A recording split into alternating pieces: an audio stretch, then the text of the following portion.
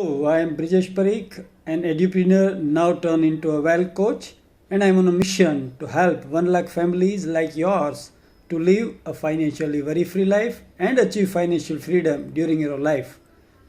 Today, I'm going to share how SIPs can be beneficial to your financial planning.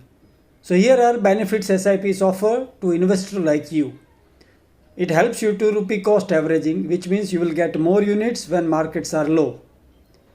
It helps you to do effective goal-based investment planning and help you to achieve your short-term and long-term financial goals.